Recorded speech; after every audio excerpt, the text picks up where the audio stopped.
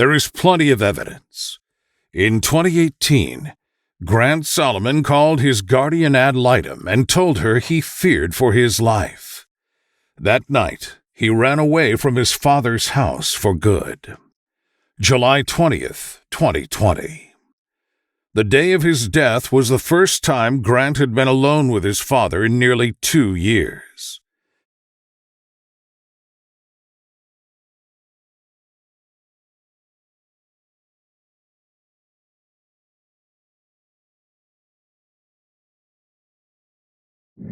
Can somebody I'm telling down him. there and talk to him? Yeah, somebody talked to him. Shit. Gee, there's blood. Wait, is he facing up or down?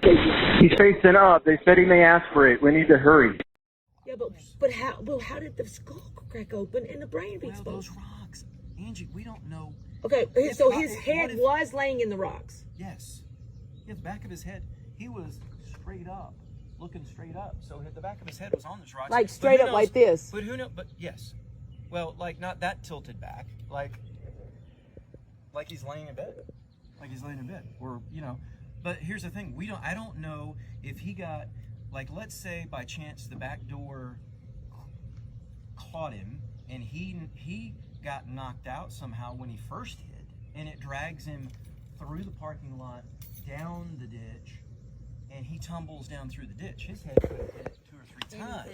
Yeah, but you never made it down there. Not all the way down. And you didn't open the truck doors or anything. No. Okay.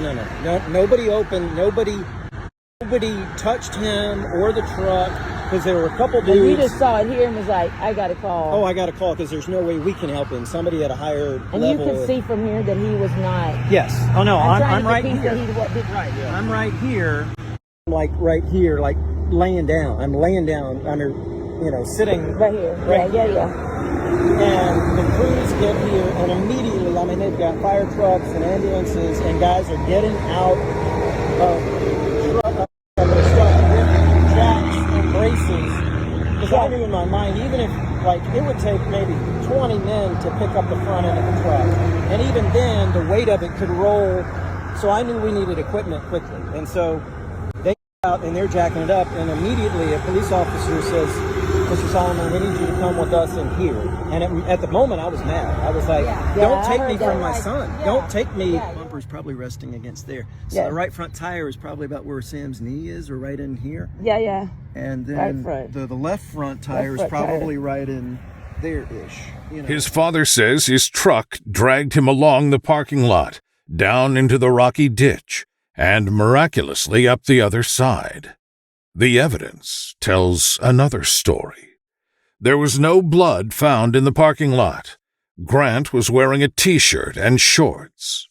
His body didn't have a single scrape from the asphalt. His hands, knees, and elbows were clean. His shoes and socks were in perfect condition. Grant died from a single fatal blow to the back of the head. The evidence is clear. There were no tire tracks from the parking lot. Not a blade of grass was bent. The position of the truck, the direction of the tires, the lack of real damage. The evidence proves the truck did not roll backward into the ditch. The truck drove forward into the ditch. The tire tracks prove it.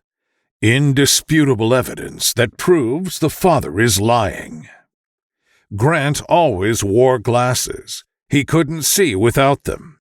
They were found inches from the sidewalk, not in the parking lot or under the truck. The police department never interviewed Aaron Solomon beyond a quick conversation at the crime scene. They cleared the scene in under an hour, leaving Grant's cell phone, hat, and glasses in the grass. Under oath in family court, Aaron told an entirely different story than the one he told to responding officers. He tells yet another story on video. At the hospital, Aaron quickly began calling the shots, even though he had not had physical custody of Grant in 2 years.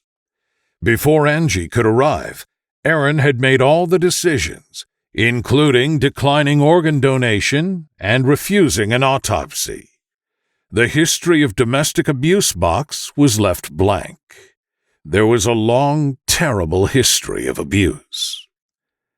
Angie had even warned the sheriff of Williamson County in writing that she feared for their lives. She wrote an elder at Grace Chapel. They said they couldn't help her. The police told her the same. They couldn't help her.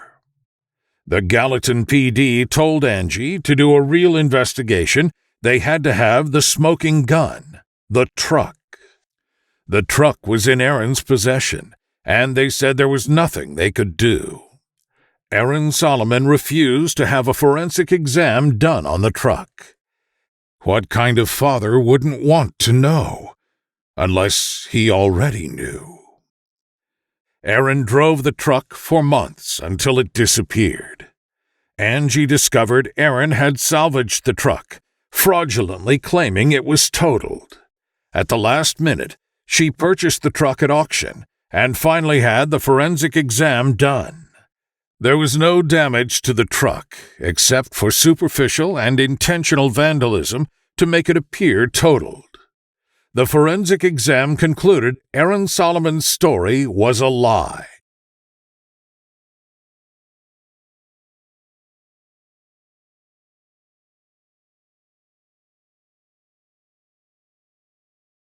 The authorities didn't want to hear it. They refused to look at it. A private investigator finally found the insurance agent Aaron used. What kind of insurance agent doesn't want to be found? Brad Riddle. The first thing he said was, "How did you find me?" He refused to answer any questions, saying they would have to subpoena him. The authorities were alerted. And then, nothing. Again. Aaron Solomon has been founded as a substantiated perpetrator of child sexual abuse against his daughter, Gracie. The Gallatin Police Department. Are they covering up for their own incompetence? Or is it something more sinister? Stupidity? Corruption? Is it because the governor of Tennessee went to church with the accused murderer? Is it because the accused murderer was a local celebrity, a former news anchor, a lifelong con man who fooled an entire community? Turned out that this is a case that had come to the attention of the director of the DA's conference, as well as to a very experienced district attorney. They had both been to the crime scene, as I understand it. They had investigated.